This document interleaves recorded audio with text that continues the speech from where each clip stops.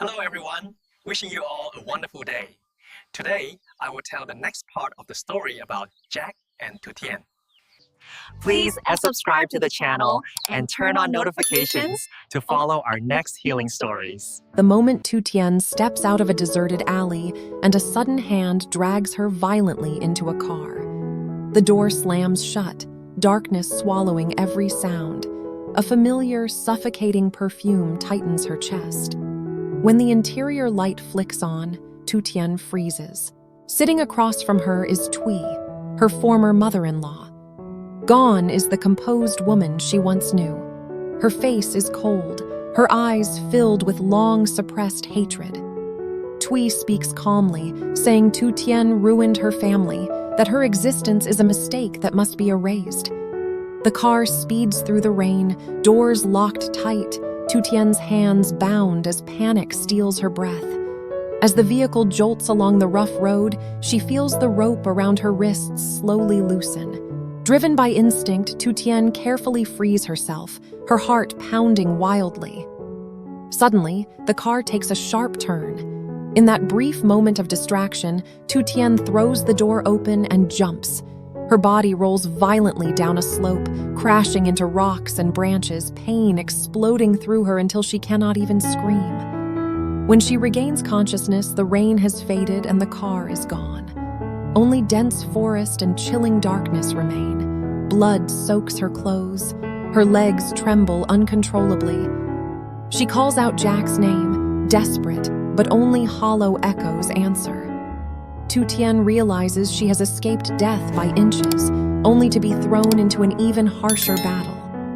Lost deep in the forest, with no direction and no one knowing whether she is alive or dead, her fight for survival has only just begun. The tension shifts into prolonged torment as Tien forces herself to stand in the cold, silent forest. Her legs tremble violently, every movement sending sharp pain through her wounded body. Blood has dried on her sleeves, yet the ache pulses with each breath. She has no idea where she is or which direction to take.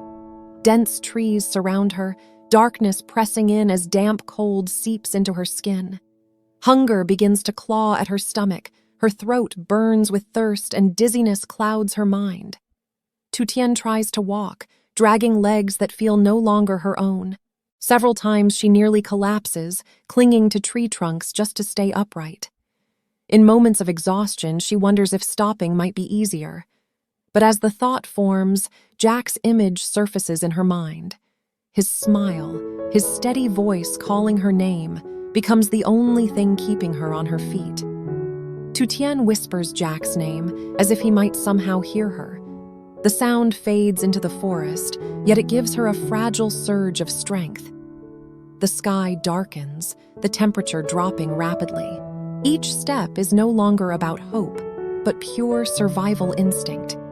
She knows that if she stops, the cold and exhaustion will finish what the fall did not. Breathing heavily, her vision blurring with fatigue, Tien continues forward. Not because she knows where the path leads, but because she believes that as long as she keeps moving, there is still a chance to live. The tension shifts to Jack the moment he realizes Tien has vanished without a trace. Her final call cuts off abruptly, leaving only the sound of wind and a terrifying silence. Jack rushes out into the night, heart racing, mind blank. He runs through familiar streets, calling Tien's name in desperation, as if shouting loud enough might bring her back. Her phone is found near a deserted alley, the screen cracked, battery nearly dead. Holding the cold device, Jack feels his body collapse inward. A fear unlike anything he has known tightens around his chest. He contacts the police, struggling to stay composed as he recounts every detail, his voice trembling. While waiting, Jack cannot remain still. He returns to the scene, sweeping a flashlight across dark corners, searching for any sign at all. Every tire mark, every patch of mud makes him stop, hope rising only to fall again. Time drags painfully, each minute stretching endlessly. Jack begins blaming himself, questioning why he was not with her, why he failed to sense the danger approaching. As dawn nears, exhaustion sets in, but Jack refuses to collapse. Standing alone in the cold alley, he clenches his fists and vows that no matter how long it takes, he will not stop searching. For Jack, as long as he has not seen Tien, hope still exists, no matter how fragile it may be. The tension rises as Jack sits across from the police desk, his hands clenched so tightly they turn pale. He reports everything in a state of extreme strain, from the abruptly ended phone call to the cracked phone left behind in the dark alley. Each word carries heavy fear. The officers record the case and promise to begin a search, but honestly explain that the nearby forest is vast and dangerous, requiring time and manpower. Jack nods, yet inside he cannot wait. The moment he leaves the station, he drives straight toward the forest, despite dawn approaching and thick mist settling in. He knows it is reckless, but the thought of her alone, cold and injured, makes stopping impossible. Jack parks at the forest's edge, grabs a flashlight and jacket, and steps into the dense darkness. Insects chirp, wind cuts through the trees, amplifying the eerie silence. He calls her name again and again, his voice growing hoarse, clinging to the fragile hope she might hear him. Each step deeper into the forest pushes Jack further into fear, but he accepts it. His mind holds only one thought. If she is alive, she cannot face this place alone. Jack keeps moving, the flashlight sweeping across tree trunks and faint trails. The scene closes with Jack standing deep in the forest, breathing hard, realizing this search is not only about saving her, but about holding on to his sanity and heart before they shatter completely. The tension settles into despair as Tien realizes her body can no longer continue. Her legs feel numb, and every breath sends sharp pain through her chest. Just as she is about to collapse, she notices a faint shape ahead through the dense trees. Gathering her last strength, Tuten drags herself forward and discovers an abandoned wooden house standing unsteadily near the forest's edge. The crooked door, moss-covered walls, and damp stench make her shiver. Yet compared to the surrounding darkness, it is the only shelter she has. Tien steps inside and pushes the creaking door closed, her body trembling from the cold. The interior is empty, littered with broken planks and thick cobwebs. Hunger strikes fiercely, her stomach twisting as her throat burns with thirst. She leans against the wall and slides down onto the icy dirt floor. In her mind, a vague memory surfaces.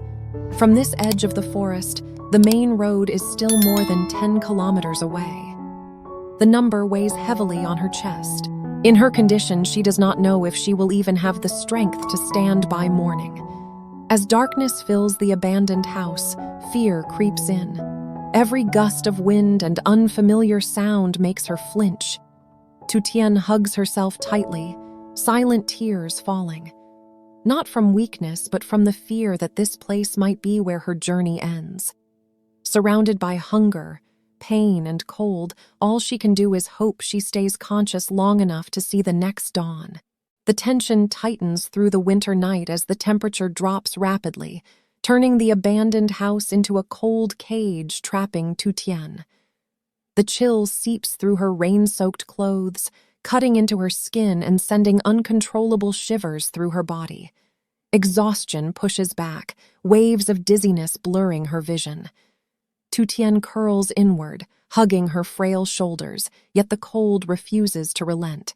Pain pulses from the wound at her side with every heartbeat, reminding her she is standing on a fragile edge between consciousness and collapse.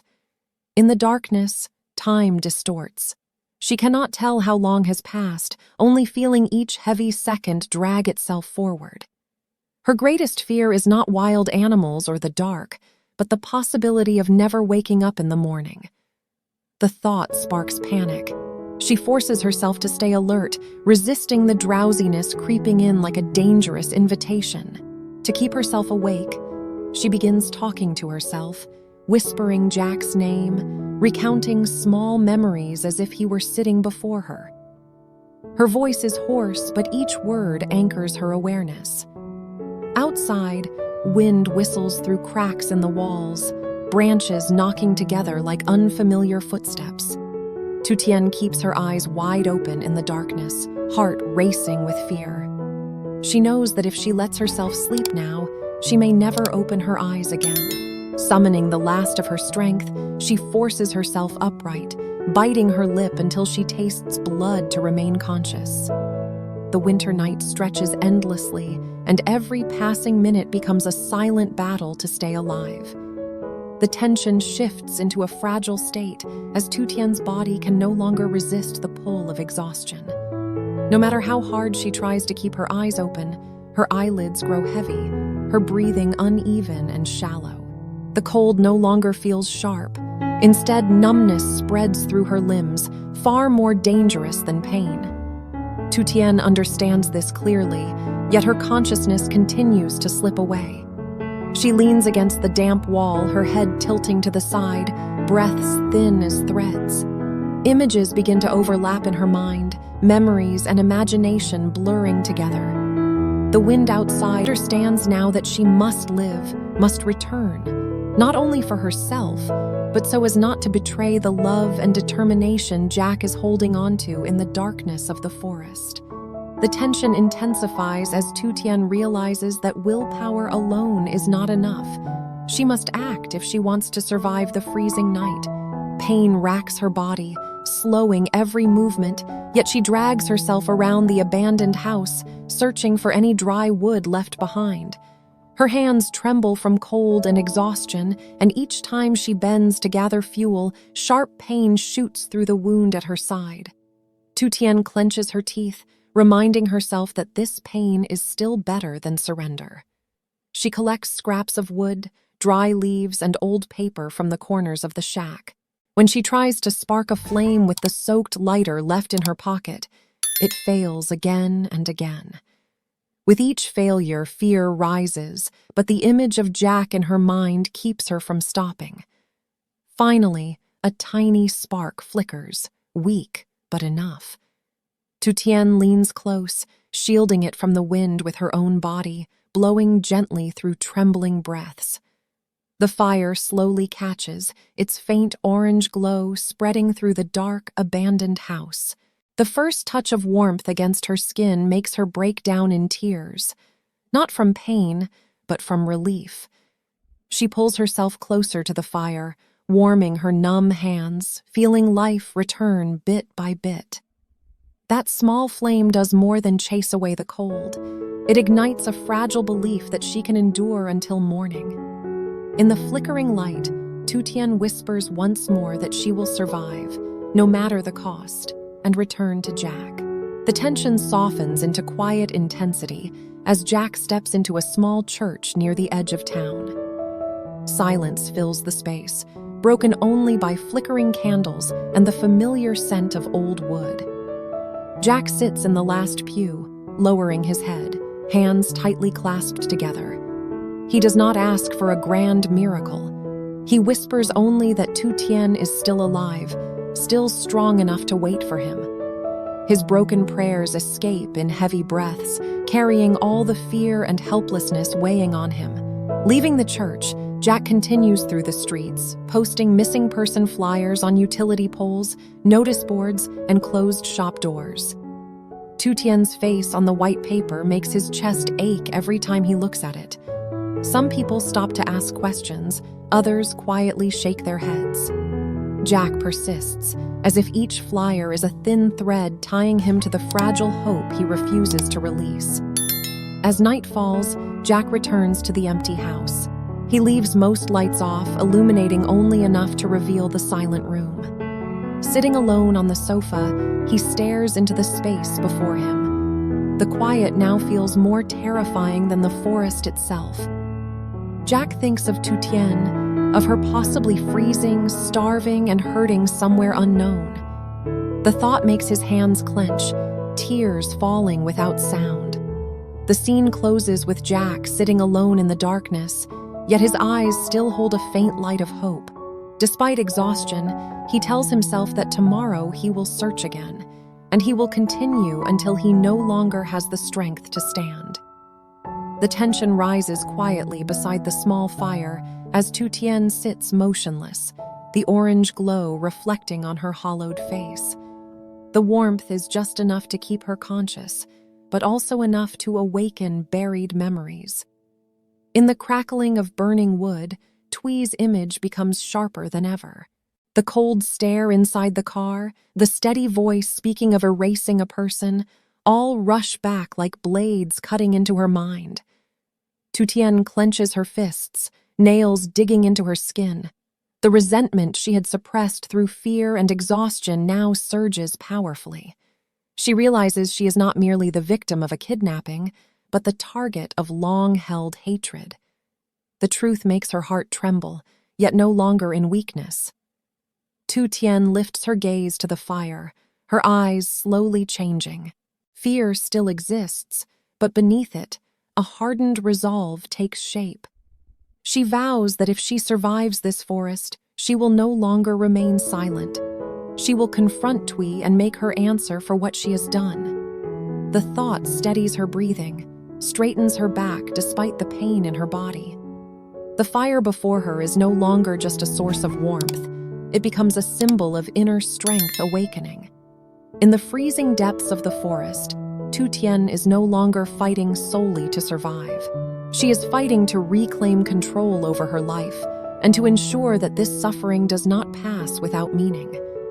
The tension softens as the eastern sky begins to fade, signaling the approach of dawn. After a night that felt endless, weak light slips through the cracks of the abandoned house, gently touching Tien's face. The fire before her has burned down to glowing embers, but it was enough to carry her through the brutal winter night. Her body is exhausted, eyes sunken from fatigue, yet her mind remains awake. Tien takes a deep breath, feeling the early morning chill mix with the familiar scent of damp earth. Dawn does not bring immediate rescue, but it offers something just as vital: hope. She pushes herself upright, every movement painful, yet no longer filled with despair. Daylight reveals more of her surroundings, faint traces that seem to lead out of the forest. Birds begin to sing sporadically, breaking the deadly silence of the night. In that moment, Tien realizes she has survived the hardest part. She does not know where Jack is, but she believes he has not given up. Holding on to that belief, she tightens her jacket and prepares herself for the journey ahead. Dawn does not erase her wounds or hunger, but it gives her a choice to keep moving forward. And this time, Tien does not move in panic.